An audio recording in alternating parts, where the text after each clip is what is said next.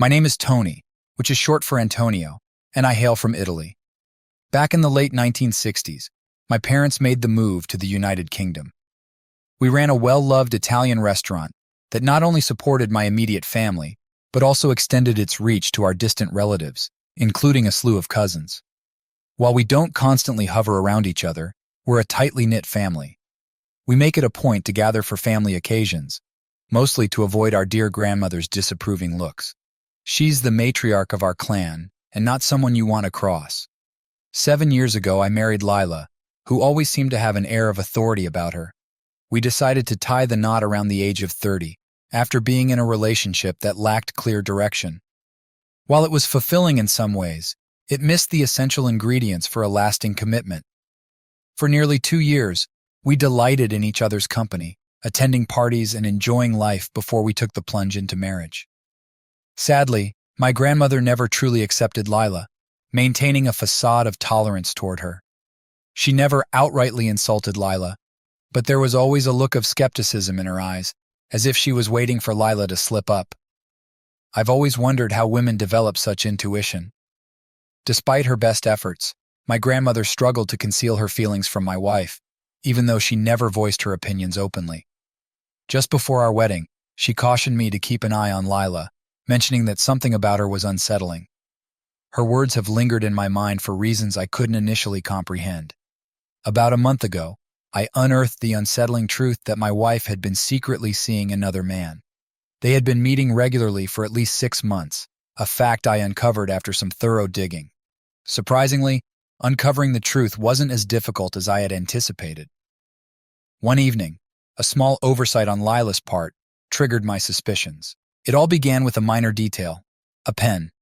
A simple, ordinary pen, the kind usually handed out as hotel souvenirs.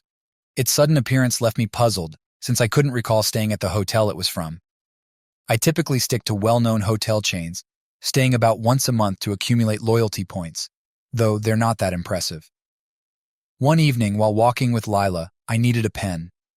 She fished around in her oversized purse and handed me one. After I finished writing, I noticed an inscription on the pen that set off a small alarm in my mind. I knew I hadn't stayed at the hotel indicated on the pen, which left me feeling perplexed. I handed the pen back to Lila without a word. Although it seemed insignificant, this tiny crack in our marriage held the potential for major consequences. Strangely, I chose to ignore it, because we were on our way to meet friends for a pleasant evening filled with dinner, drinks, and dancing with 2 other couples. We found ourselves in the cozy lounge bar of our favorite restaurant, right as the infamous pen took center stage. It was a place where we always felt at ease, soaking in the relaxed atmosphere. Moreover, the restaurant was owned by one of my cousins, which meant we enjoyed a generous family discount. In return, we showed our support for the establishment, striking a perfect balance between gratitude and not undermining the owner's authority, a mutually beneficial arrangement that worked seamlessly. That evening, the other couples present were Dominic and his wife Claire, as well as Mike and Sandra. Dominic and Claire were slightly older than us, by about 5 years. Despite our distant connection, we considered each other family. Dominic had a bit of an old-school demeanor, living an intriguing life that didn't always align with the law. Beneath his intimidating exterior, though, lay a heart of gold. You couldn't find a better friend, as long as you didn't manage to get on his bad side. Dominic was like an older brother to me, always ready to lend a hand and keep me out of trouble. His wife Claire was a delightful woman, deeply in love with Dominic, making them the perfect couple.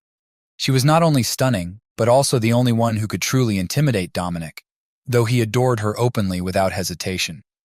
I had the good fortune of meeting Mike through work, and we immediately clicked. We were the same age and shared similar outlooks on life.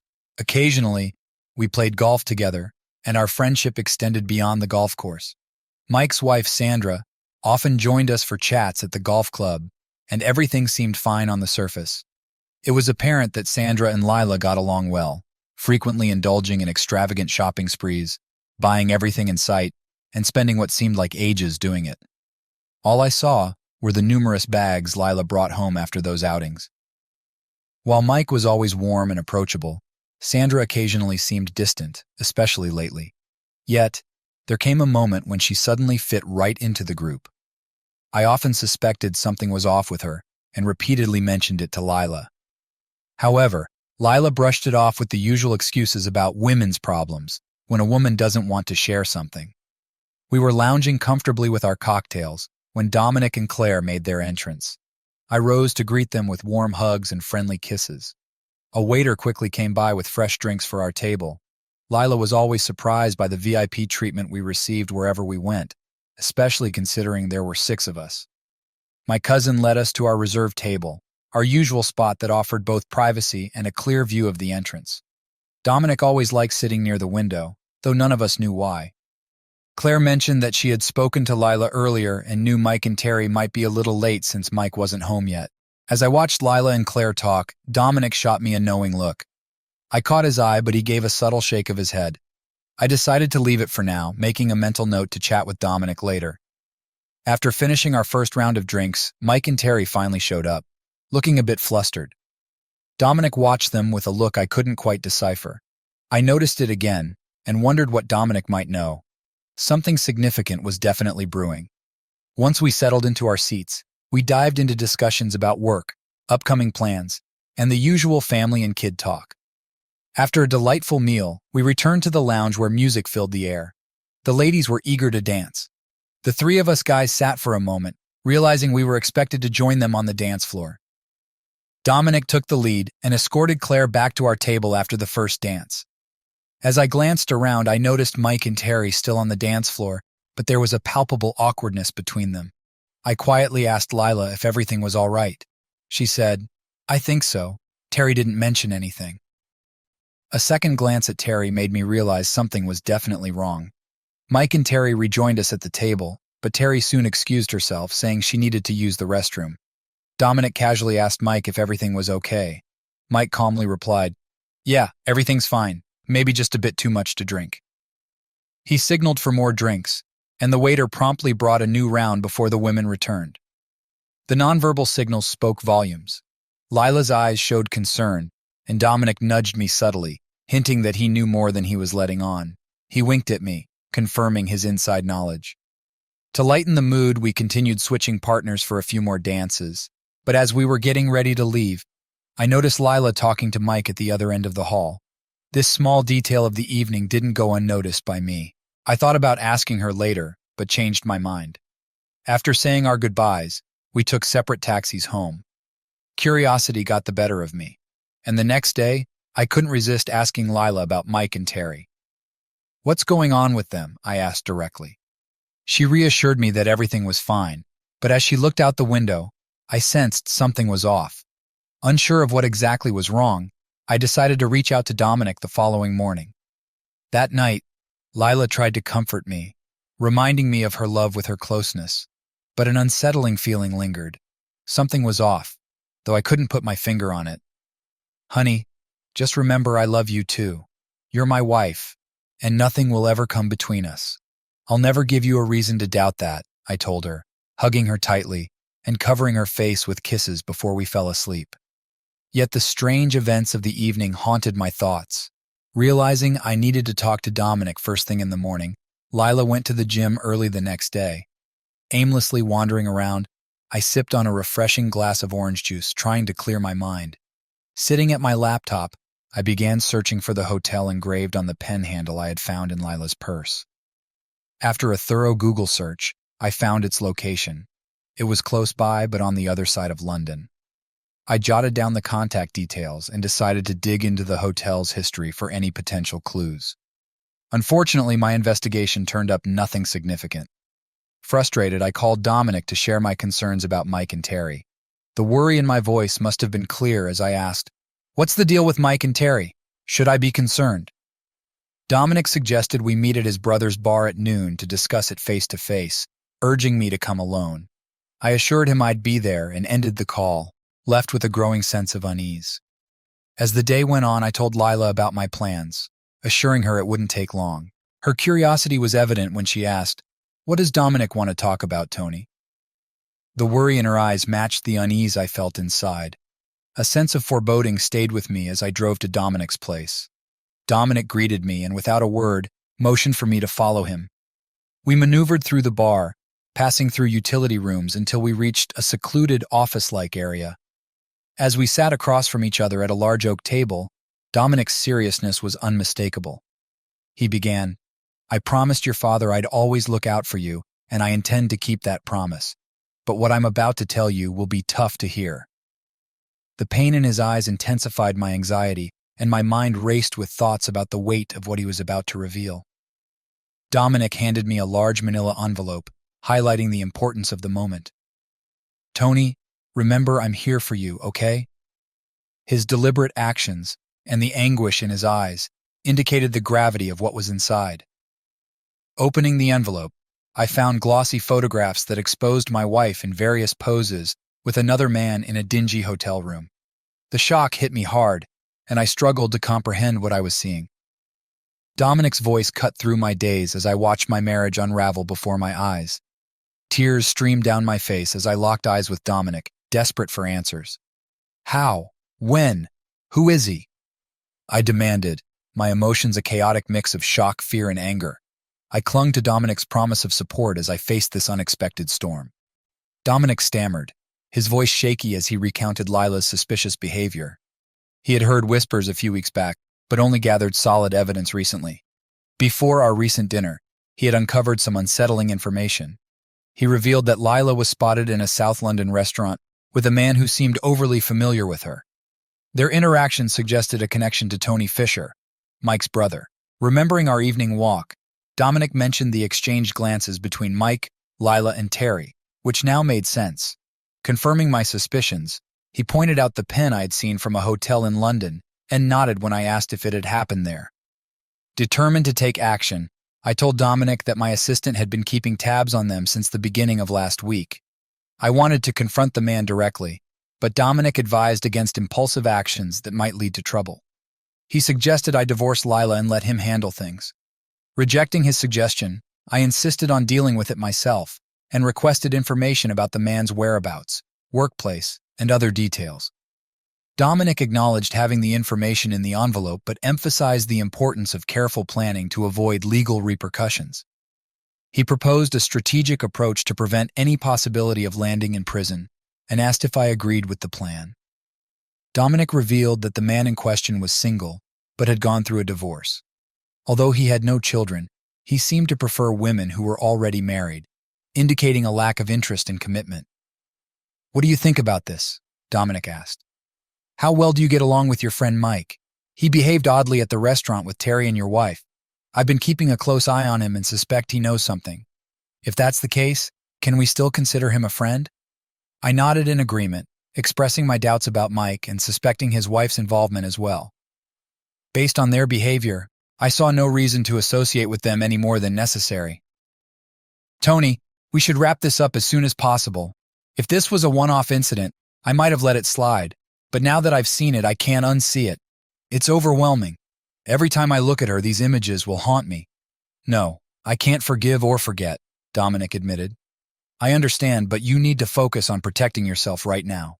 Taking time to plan is crucial, even if it requires patience. Trust me, you'll need retribution," he advised. I told Dominic I needed time to think things through, expressing my desire for both Mike and Lila to face consequences. Leaning in, Dominic placed a business card on the table, explaining it belonged to an experienced specialist who was already aware of my situation. He encouraged me to call the specialist and explain what needed to be done, assuring me that he was also our cousin.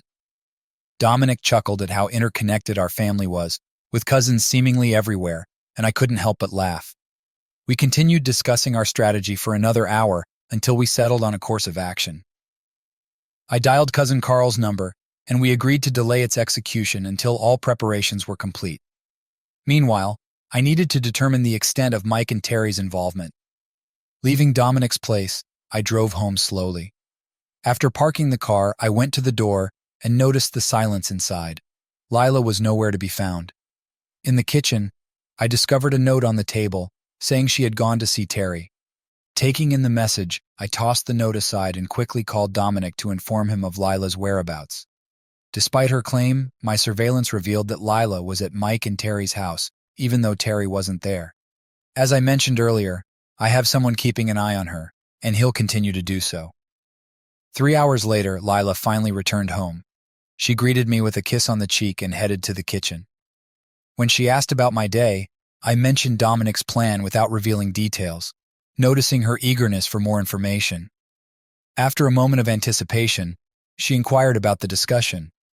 I said it concerned a cousin's personal matter, requiring permission and involving suspicions about a wife's conduct. Seeking advice. I watched as her expression shifted, trying to appear nonchalant, and smiled, acknowledging her attempt to hide her true feelings. I reassured her that everything would work out in the end. She turned away, and the rest of the weekend dragged on slowly. Despite the strong urge, I couldn't bring myself to be intimate with her. I couldn't stop myself from staring at the photos Dominic had shown me, seeing Lila wrapped around Tony.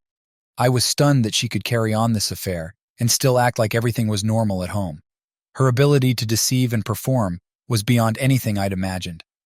Saturday night passed without much incident, but by Sunday evening, it was clear she wanted to get close. I kissed her softly, but the image of her and Tony stuck in my mind, making me question whether she was ever truly mine. It felt like the ultimate betrayal. We lay silently in bed, both lost in our thoughts. Once she fell asleep, I slipped out of bed and went downstairs quietly. I sat at my computer, trying to focus on work, when a message from Dominic grabbed my attention. Glancing at the clock, I realized it was already past 1 a.m. Everything seemed to be coming together, aligning with our previous talks. Feeling confident, I realized all that remained was planning a short overnight trip on Wednesday to put everything into action. I quickly replied to Dominic, agreeing with the plan. Yet sleep eluded me as anger bubbled beneath the surface. The next morning, after a quick shower, I got dressed and headed downstairs. Lila greeted me with a warm smile, serving up a delicious breakfast of coffee and toast. As she sipped her coffee delicately, I mentioned that I had to head to Leeds on Wednesday. Her eyes met mine over her cup, and sensing her curiosity, she casually asked if I'd be gone for just one night. I confirmed but added I wouldn't return until late Thursday night. Her gaze sharpened as she asked if this trip was related to Dominic and the cousin I'd mentioned, hinting that they might need my support. I admitted my uncertainty about what help Dominic could offer. She reassured me, remarking that Dominic might surprise me with his resourcefulness. Watching her expression, I realized she was already hatching some plan. I glanced at my watch and stood up, ready to start my workday. "Take care of yourself while I'm away," I said as I headed out. I had a meeting with a lawyer, discussing my options and signing all the necessary papers. The lawyer already had copies of the photos. He promised everything would be set by Wednesday afternoon. Next, I went to the bank, transferring our savings into a new account under my name. I sent a significant amount to Dominic, asking him to hold it. I left our joint account alone for the bills, knowing it wouldn't stretch much further. I emptied our safe deposit box, transferring the cash and jewelry to another bank account in my name. I also decided to stop Lila's allowance, figuring it would leave her in a tight spot by month's end. Pleased with the day's progress, I went to my office and settled into my usual routine. Emily, my secretary, was indispensable, handling tasks with an efficiency that sometimes exceeded my own. During a break in my work, I noticed Emily looking at me intently. Turning my chair to face her, I remembered how we'd worked together for almost 5 years. She'd always been professional and dedicated, despite some tension with Lila, which I'd assumed was due to gender issues. Meeting Emily's concerned gaze, I realized I couldn't keep this bottled up anymore. The urge to confide in someone was overwhelming, and she sensed my turmoil. Taking a deep breath, I told her there might be some disruptions this week. I emphasized that if I couldn't be present, she knew what needed to be done to keep everything on track. She assured me of her support. Turning back, Emily, a refined woman around 40 whom I trusted completely, asked if she could help further. I confessed that Lila had been unfaithful. Taken aback, Emily expressed disbelief and asked if I had proof. Tears welled up as I nodded. Feeling my distress, Emily hugged me, offering comfort and support that was sorely lacking at home. For the first time since learning the devastating news, I allowed myself to cry. She held me until I regained my composure, reassuring me of my worth. She encouraged me not to let anyone make me feel otherwise. Concerned about my next steps, she asked about my intentions. I told her I was determined to file for divorce and end things completely. Despite my hesitation, I made it clear I didn't want to involve her or anyone else. Worried, Emily urged me to be cautious and made me promise not to act impulsively. The rest of the day felt like a slog, each moment weighed down by my thoughts. Emily's support was invaluable, turning her into a true friend during this difficult time. Whoever was lucky enough to be her husband surely knew they had a gem. She protected me fiercely, handling any threats with her usual grace. I heard Emily firmly push someone away with a stern warning, and it made me smile. It felt good knowing I had kind-hearted people like her on my side. When I got home, Lila and I were sitting together watching TV when the phone rang. She took the call into the hallway, speaking softly, so I couldn't make out the words. After about 5 minutes, she returned. Curious, I asked her about the call. Lila brushed it off as unimportant, saying Terry had called to discuss some issues and that Mike had started another pointless argument. There was a hint of annoyance in her voice. I hope they find a way to reconcile, she said, sensing my confusion. What do you mean? Are they in serious trouble? I asked. Mike hasn't mentioned anything. I watched her closely, looking for any signs that might reveal the truth. Well, she started hesitantly. It's not really a serious crisis, just a minor disagreement. I'm sure they'll work it out. Suddenly, it hit me. Is this really what happened? When we were at the restaurant, Lila looked at me nervously, not realizing I had noticed the tension between her and the others. As she spun a web of lies, it became clear that she was getting tangled up in her own deceptions. Despite her discomfort, I couldn't figure out what role Terry and Mike played in all this. I recalled their intense communication during our walk, the argument simmering all evening. So that's what you talked to Mike about? I asked, trying to see if she was playing mediator. Lila's response was restrained yet somewhat candid. Yes, Terry asked me to talk to Mike, that's all. Intrigued, I pressed further. What was it about, Lila? Maybe I can help? I smiled inwardly as I watched my wife struggle with her web of lies. Seeing her anxiety, she tried to reassure me. It's all right, Tony. I'm sure they're close to solving their problems, she offered optimistically. Feigning relief, I nodded at the good news about my friend's improving marriage. But a sudden worry made me ask if Mike was cheating. Lila quickly assured me there was nothing of the sort. My curiosity lingered, leading me to ask if Terry might be the one cheating. Picking up on my curiosity, Lila suggested we let them sort it out themselves. I agreed, saying that's exactly what I had in mind. However, I mentioned that when I saw Mike, I might check in to make sure he was okay. As I turned my attention back to the TV, Lila's narrowed eyes signaled that our discussion was over. A few minutes later, I revisited the topic, asking what the conversation had been about if neither of them was cheating. Unable to hold back, Lila abruptly got up from the sofa, clearly agitated, and hurried out of the room. I sat there, chuckling to myself. I had gathered enough information, but the other couple's involvement remained a mystery. The rest of the evening passed with us avoiding each other, both preferring silence to further conversation. Deciding to address the issue of Mike and Terry the next day, I woke up early. On Tuesday, I left the house just as Lila was coming down the stairs, still looking a little puzzled. I've got to move, I told her. Lots to do before I leave tomorrow, and I headed for the garage. As I drove, my mind wandered back to recent events. Until last week, everything had been relatively calm, but that all changed when Lila met Tony a few months ago during a night out with Terry.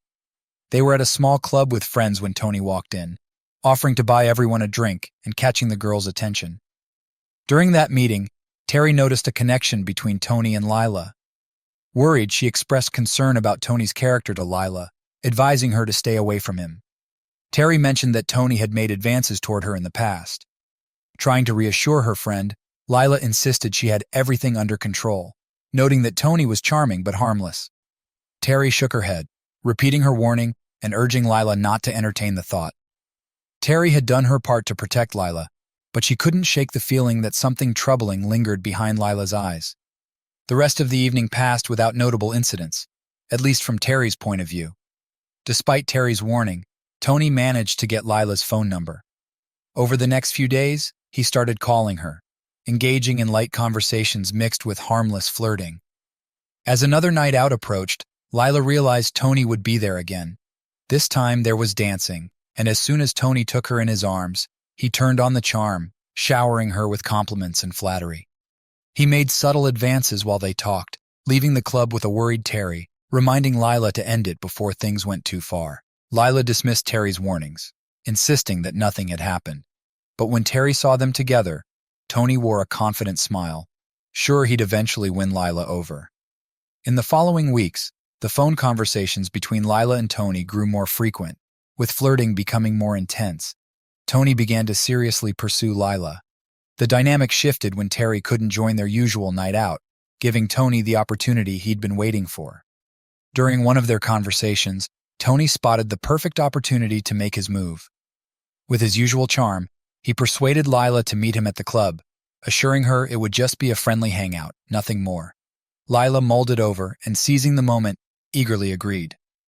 This time, instead of her usual casual attire for meeting Terry, Lila dressed up, feeling that this occasion carried a special significance. The excitement coursing through her veins drowned out any lingering doubts. She couldn't hide her happiness, nor did she want to. In her mind, talking to Tony had sparked a connection she was eager to explore further. Grabbing her purse, she headed out the front door, her excitement barely contained. That evening marked a turning point in her life with Tony. Their bond strengthened, and their encounters became more frequent. The night was filled with flirtation, gentle touches, and playful dancing. Tony eventually led her to his car and drove to the Marriott Hotel. Feeling that Lila was ready for more, they spent the night together, their passion lasting well into the early hours. When Lila noticed the time, panic set in. She hurriedly got dressed, urging Tony to take her home. Despite his agreement, the drive took another half hour. That night served as a wake-up call, filling her with unease. Yet, in the weeks that followed, she couldn't resist continuing to see Tony, captivated by their connection.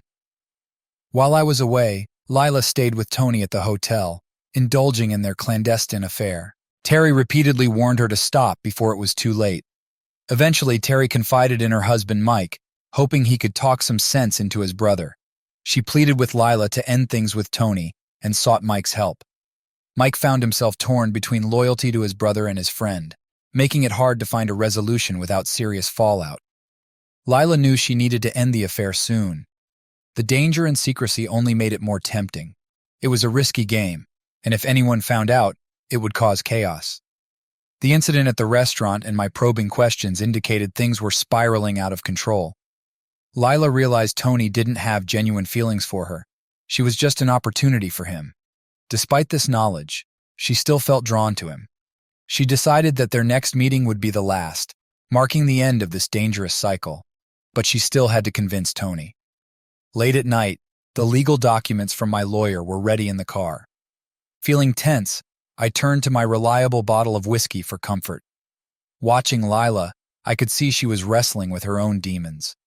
When she asked how I was doing, I didn't answer immediately. Instead, I turned to face her, meeting her eyes to gauge her reaction. She appeared scared and anxious, visibly affected by recent events. I muttered that it had been a tough day, and mentioned I needed to shower before meeting with Dominic. The mention of Dominic seemed to unsettle her, a look of dread crossing her face. After my shower, I went downstairs and found Lila in the kitchen. Casually, I asked about dinner. She suggested we order takeout, saying she didn't feel like cooking. I agreed, and we decided on Chinese food. I placed the order, and while waiting, we sat in the living room with the TV on. Dinner was a quiet affair, filled with an uneasy silence. Lila asked about my departure time the next morning, to which I explained I planned to leave around 9 for an 11 o'clock flight. I added that the issue couldn't be resolved until the evening, and it would be a chance to finally meet cousin Dominic, trying to see a silver lining in the current situation. Acknowledging the importance of family, Lila looked at me with a hint of sadness. Perhaps she realized that tomorrow could be the end of everything. The next morning, I awoke to the familiar aroma of freshly brewed coffee, a scent I always appreciated. As I sipped the hot coffee, which served as my morning wake-up call, Lila prepared breakfast. I sat down and started eating toast, my stomach still heavy from last night's meal. Silence filled the kitchen. We both enjoyed our coffee, exchanging brief glances, but quickly looking away to avoid giving anything away. The tension was palpable, and we both wished for it to be over. Checking my watch, I realized it was time to go. Urgently, I mentioned I had to pick up Dominic. As I passed Lila, she smiled and wished me a safe trip and quick return. As I drove away, I felt a weight lift from my shoulders and tears welled up in my eyes. With a deep sigh of relief, I turned the wheel and left my wife behind, deciding not to look back. My face was wet with tears, and my heart was heavy with grief. It was a day of reckoning, the culmination of everything. A few minutes later, Lila picked up the phone and listened to the ringing on the other end. As I drove away, Lila whispered into the phone, telling the person on the other end that I was gone and asking if their plans could still go ahead that night. The reply was affirmative, promising an unforgettable evening. Lila mentioned that she had managed to convince Mike to leave them alone and added that Mike was growing increasingly irritated with her. She asked if he had mentioned anything to me, and when the answer was yes, she instructed him to mind his own business. Despite the challenges, she expressed eagerness for their rendezvous, detailing the arrangements for meeting at the same hotel room as before. Ending the call, the man couldn't help but smile as he quickly texted the details of the lovers' meeting, packed up his listening equipment, and left his observation post. Dominic read the message, a grim smile forming on his face. He expressed concern about the situation and asked if I was certain about my decision. I reassured him of my love for Lila and my determination to make her understand the seriousness of her actions, even if it meant facing lasting consequences with her lover. With some time to kill before the plan unfolded, we decided to grab a snack. Dominic advised me against reaching out to Terry and Mike, warning of potential legal repercussions if they became aware that I knew. He assured me there would be time to deal with that later and urged me not to worry. As we left the bar, I met Dominic's brother Marco and his daughter Isabella. Marco apologized for Isabella's impulsive nature, explaining that she could be assertive. I nodded in understanding, emphasizing the importance of family, and greeted Marco warmly. He smiled, passing on regards to his wife and the rest of his family. A little after 3 in the afternoon, my phone rang, and I saw Lila's name on the screen. I answered, and she asked if I had arrived safely, inquiring if everything was okay. I assured her that we were fine and mentioned that we were having a late lunch before moving on. Curious about her evening plans, I asked what she intended to do, subtly hiding my true agenda. She told me she planned to visit Terry and that everything seemed fine there. I replied in a neutral tone, concealing my suspicions. As the conversation continued, I casually mentioned that I was planning to call Mike later, thinking he might be out with his brother. Lila gave a vague response, saying she had met Mike's brother only once and found him somewhat similar to Mike. With a brief goodbye, I told her we needed to check into the hotel before our evening meeting, wished her a pleasant night, and asked her to say hello to Terry. Ending the call, I looked at Dominic, who sensed the hidden pain in my expression. He offered his support, acknowledging that the wheels were in motion, and suggested we go meet the others. We left Marco at the bar and headed to the private rooms, where Dominic introduced me to a group of 4 people he trusted. He assured me of their reliability, emphasizing that they had proven themselves numerous times. At that moment, Dominic's phone rang. After answering, he nodded and relayed the message that we would leave in 5 minutes. I checked my watch and saw it was already 8 o'clock. Time was slipping away quickly. The men left the room and headed to a waiting minibus to reach their destination. Meanwhile, Dominic and I exited through the back door and climbed into a waiting Mercedes. This is how my story brought me to where I am now. We parked the Mercedes on a quiet street, about 200 meters from the hotel. In silence, we waited, and by 9 o'clock, Dominic's phone signaled an incoming message. After confirming that the team had arrived and taken their positions, we sat in silence until another message indicated that the exit was secured. "Okay, let's go," Dominic said, breaking the silence. After a moment, I followed, and we headed toward the hotel lobby. Time seemed to accelerate as my heart raced with anticipation. Dominic got out first and directed me to the room number he had mentioned earlier. As we reached door 415, a nagging feeling told me my wife was behind it with another man. Just as we approached the door, 4 men dressed in hotel-style uniforms appeared as if from nowhere. Glancing around the corridor, relieved it was empty, Dominic warned me about the nearby CCTV cameras. Leading the team into the room, Dominic's determined eyes met mine. The lights came on, revealing a scene that made my heart sink. From where I stood, I could see Lila in bed with Tony, oblivious to the impending confrontation. The details of what happened next to her lover are difficult to convey here. Everything unfolded in a whirlwind of emotions. I turned on the light and entered the room. Lila, lying on the bed, locked eyes with me.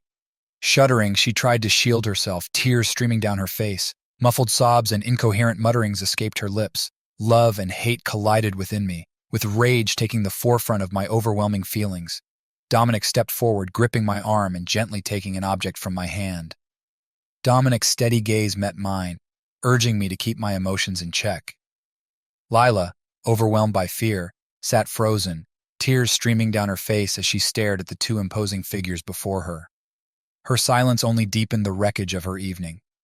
Dominic checked his phone and then gave me a subtle nod, signaling it was time to leave. As we exited the room, leaving Lila behind, Dominic remarked that I had handled the situation well, mentioning he was concerned I might lose my temper.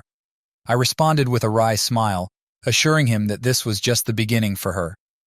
I explained that the real lesson would come when she next saw Tony, and that I didn't need to get involved physically, since the team would handle things properly.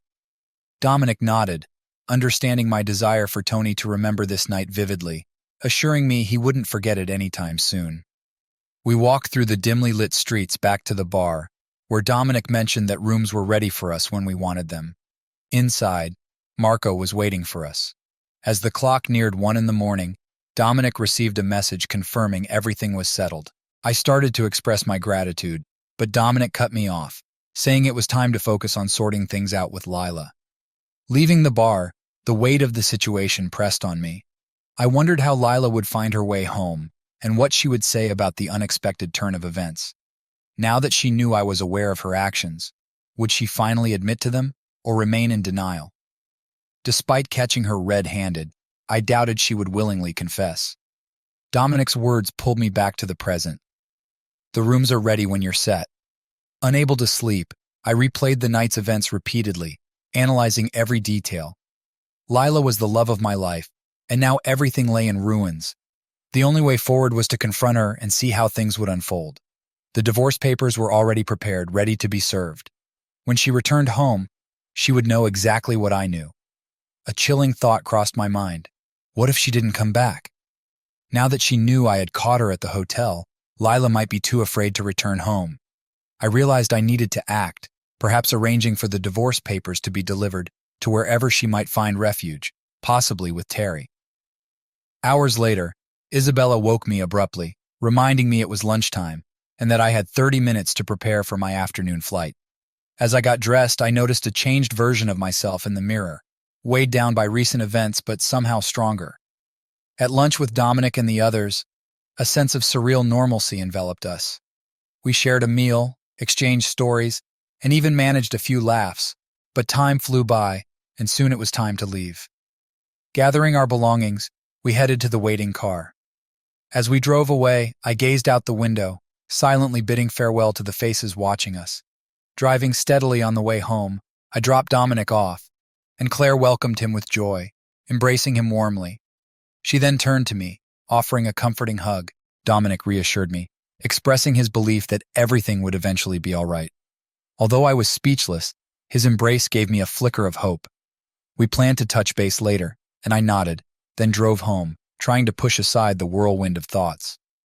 Upon reaching my front door, an eerie silence greeted me. The warmth of the heating contrasted sharply with the emptiness I felt. I cautiously moved through the living room and kitchen, noting the profound quiet. Checking my phone, I found no calls or messages from Lila. Overwhelmed by a mix of disappointment and sadness, I sank into a chair in the living room. A photo of Lila and me on the mantel caught my eye, sparking anger. I hurled the framed photo across the room, watching it shatter against the wall. As the pieces hit the floor, the phone rang. With a mix of apprehension and curiosity, I answered, my voice still tinged with anger. "Hello?" I said. On the other end, a hesitant voice identified herself as Terry. Despite my harsh tone, she asked about Lila, revealing that Lila was with her, upset and afraid to come home. Suppressing my frustration, I asked Terry to let me speak to Lila. Advising Terry to ask Lila about the events, I listened as the conversation unfolded. After a while, Terry returned to the phone, expressing genuine concern for Lila, who remained silent. I instructed Terry to tell Lila I would come to pick her up. I heard Lila's startled cry in the background, confirming my suspicions. Terry, unsure of what to say, stammered, and I calmly acknowledged that I knew everything. Apologizing, Terry explained her unsuccessful attempts to intervene with Mike. As I listened to Terry, I felt a deep sadness about how things had turned out and how this had affected our friendship. I suggested we avoid discussing it further. Terry acknowledged my feelings with a quiet apology, her voice barely above a whisper. I took a deep breath, trying to find some sense of closure amidst the chaos. With gratitude, I thanked Terry, acknowledging that our once strong friendship had been irreparably damaged by recent events. Before ending the conversation, I told Terry I wouldn't be coming to pick Lila up. I instructed her to let Lila know that her belongings would be packed and ready for her to collect, and warned that any delay would result in their disposal. I emphasized that Lila no longer lived with me and mentioned that important papers would be sent to my address. I urged her to exercise caution in any actions or attempts to contact me, stressing the need for careful consideration. I spoke to Terry clearly and forcefully, laying out all the details and emphasizing that I hadn't heard from Lila since the previous evening. I anticipated some reaction once she received the documents, but according to Terry, Lila appeared very nervous when she arrived at their house. Dominic found some humor in the situation, grinning at the absurdity of it all. As I thought about the day ahead, I mentally listed the tasks that needed my attention. Contacting my office to clear up work matters, hiring a locksmith, addressing banking issues, and dealing with logistics. Painful as it was to admit, the trust we once shared had completely vanished. Remaining in this relationship, after serving the divorce papers last night, was impossible. I expected to hear from Lila today, once she had time to process everything. But it was already past 9 when a knock on the door interrupted my thoughts. Upon opening the door, I found Terry and Mike standing there, their unexpected presence casting a shadow over the room. After a moment of silence, Terry spoke first, expressing remorse for what had happened. I gestured for them to come in and led them to the living room. Once they settled on the sofa, I took a chair, preparing myself for the necessary conversation. "So, what did you want to discuss?" I asked, watching Terry and Mike closely. Mike began with an apology, admitting his failure to inform me about Lila's affair. Terry echoed his sentiments, expressing regret for not being able to reach Lila and prevent her actions.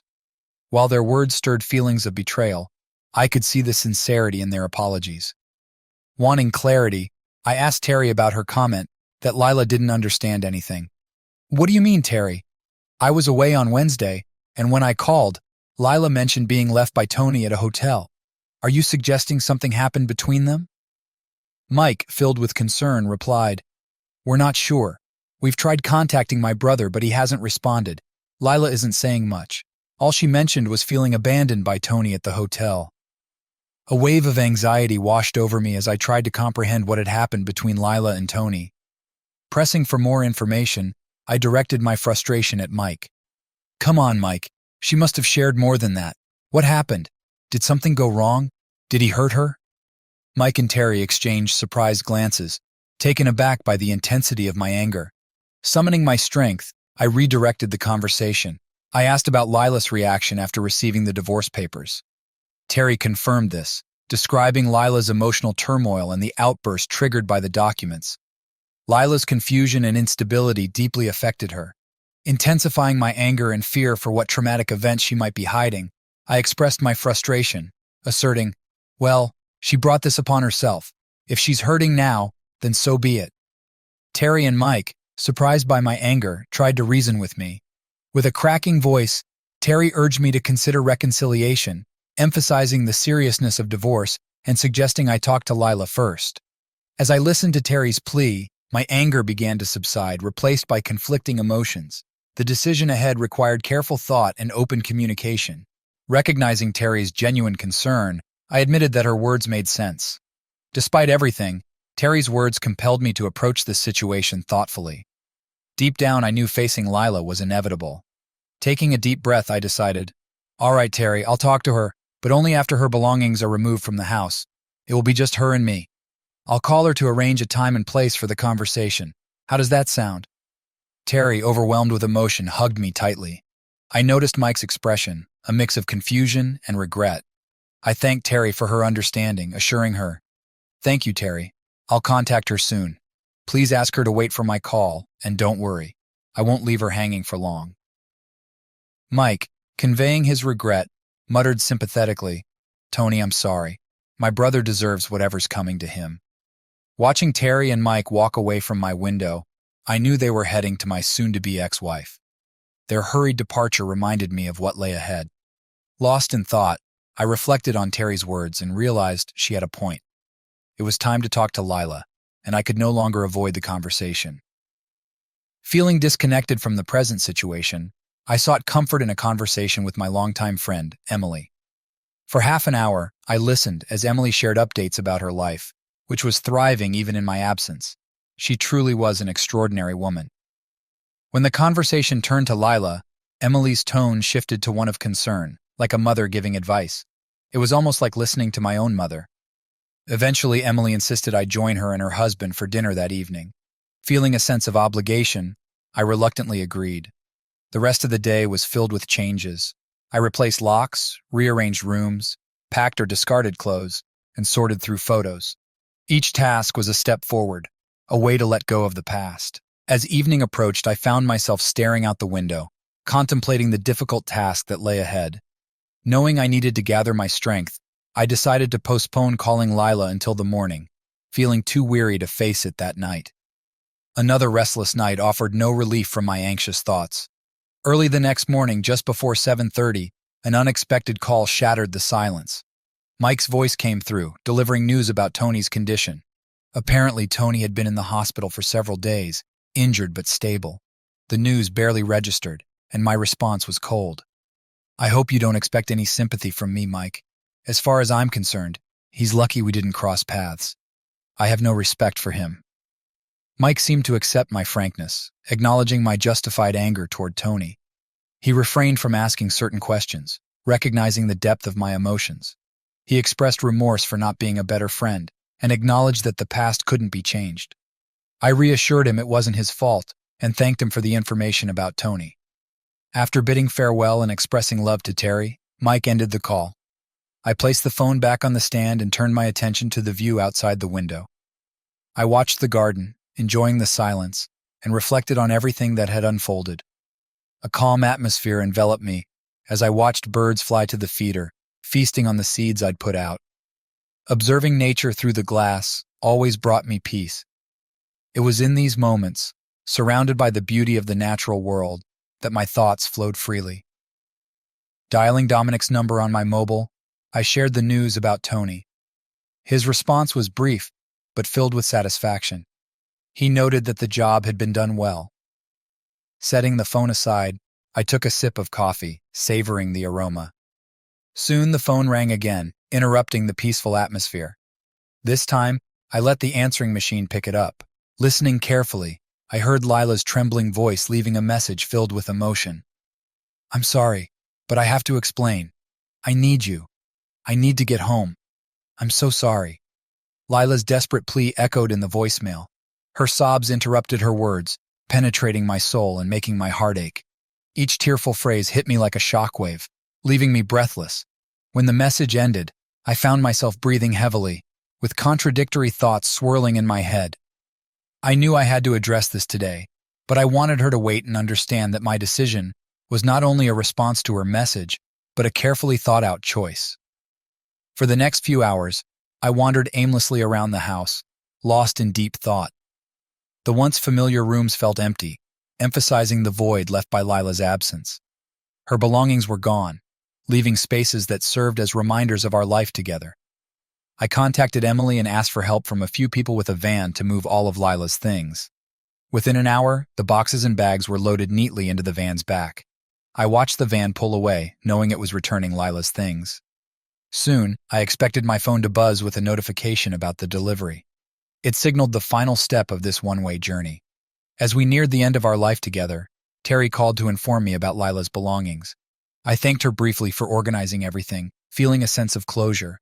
Terry updated me, mentioning they stored most items in a warehouse, keeping only those I'd marked as personal. When she asked if I would talk to Lila, I firmly instructed Terry to call her. As I awaited Lila's response, my tone remained controlled but firm, ready to face whatever came next. When Lila called, I cut her off before she could apologize. Let it go, Lila. You have answers now, questions you never asked yourself while you were off doing whatever you wanted.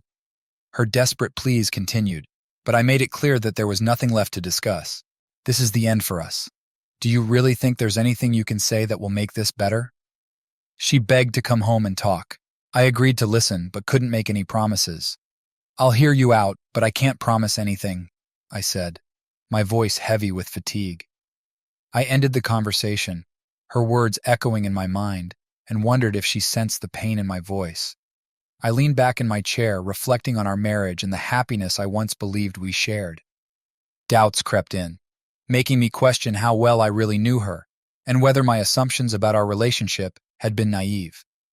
As I delved into introspection, I realized there was still much I didn't understand about the person I thought I knew intimately. Until that fateful night, I hadn't suspected anything, but it dawned on me that Lila might have engaged in similar behavior before. Taking a deep breath, I resolved to approach the upcoming meeting with restraint, preparing myself for what could be the final act of our marriage. The doorbell rang, announcing Lila's arrival. As I opened the door, a mix of emotions washed over me. It was our first face-to-face encounter since that night at the hotel, and the reality hit hard. Lila entered the living room, a sigh escaping her lips, soon replaced by a choked sob. She glanced around, noticing the empty spaces where our photos and cherished mementos once hung. Standing before me, tears welled in her eyes as she covered her mouth with her hand. I spoke coldly, bitterness evident in my tone, informing her that everything was gone, pointing out the emptiness in the house. As she expressed confusion, I reiterated that I never wanted this to happen.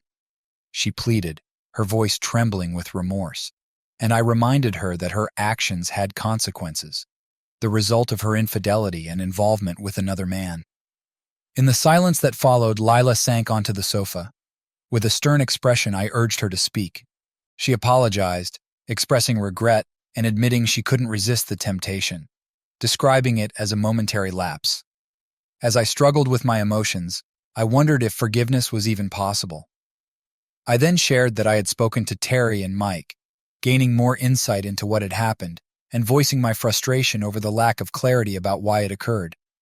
She shifted uncomfortably, her gaze dropping to the floor, admitting she didn't understand why she sought out someone new and exciting.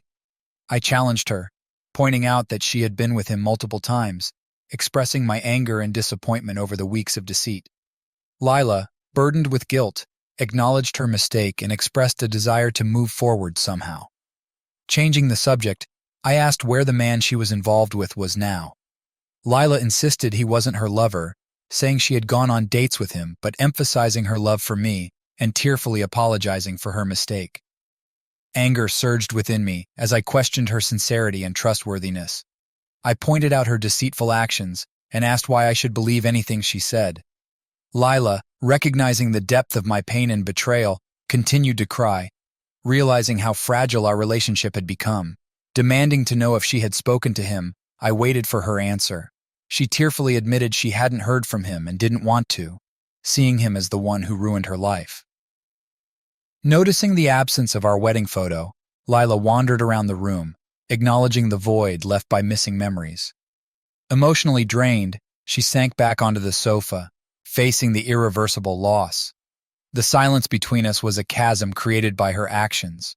Pleading for another chance with a hint of hope in her eyes, Lila asked if there was any possibility of reconciliation. Taking a deep breath, I met her gaze, conveying a mix of hurt and determination. I told her that her betrayal had shattered my heart and shown a lack of respect for our relationship and for the people who cared about us. I stated that our marriage was over. I left her to deal with the consequences of her choices, urging her to sign the divorce papers and leave.